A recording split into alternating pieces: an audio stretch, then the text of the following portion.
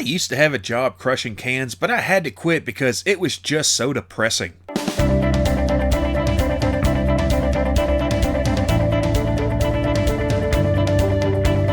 Hey folks, welcome to This Week in History, and away we go! On November 22nd in 498, Symmachus was elected Pope. However, Laurentius was also elected Pope, but by different people. This, of course, caused an issue. It would eventually be moderated, and Symmachus became Pope, but still, one Pope should be plenty. In 1718, Robert Maynard, the man tasked with hunting down and stopping pirate Edward Teach, better known as Blackbeard, finally did his damn job when he boarded Teach's ship and personally killed him off the coast of North Carolina. He then cut off Teach's head and hung it from his ship. On November 23rd in 534 BC, Thespis of Acaria became the first recorded actor to portray a character on stage, hence why people who act are known as thespians. In 1499, Perkin Warbeck, a con man who claimed to be the lost son of Edward IV, was hanged for attempting to escape from the Tower of London. This was after he had tried to invade the country and failed on 2 separate occasions.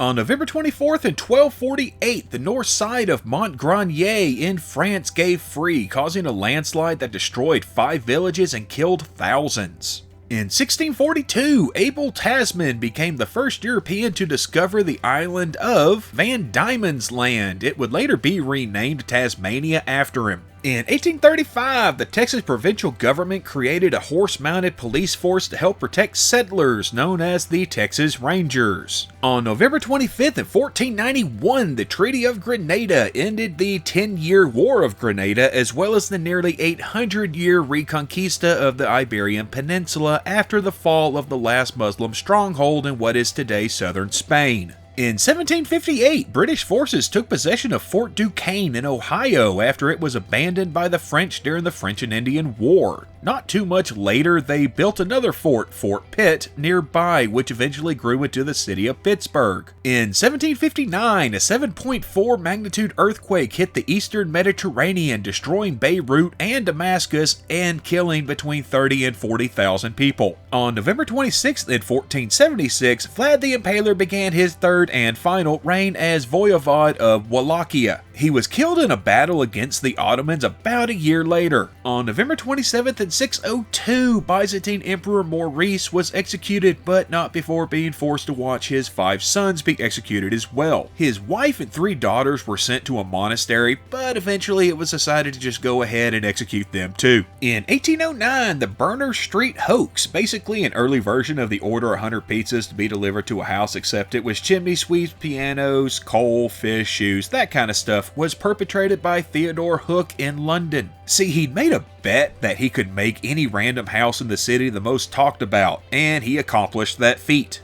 On November 28th in 1895, the first American automobile race, consisting of 54 miles between Chicago and Evanston, Illinois, took place. It was won by Frank Doria, who took about 10 hours to finish. And for some odd reason, I envision it as an early version of Wacky Races. And birthdays this week, we've got the Queen of Scotland and older sister of Henry VIII, Margaret Tudor in 1489, American General and 12th President of the United States, Zachary Taylor in 1784, and also an American General and the 14th President of the United States, Franklin Pierce, was born this week in 1804. And that's just going to about do it for us, but we're going to see you here again next week. Same squirrel time, same squirrel channel. Now get out there and make somebody smile.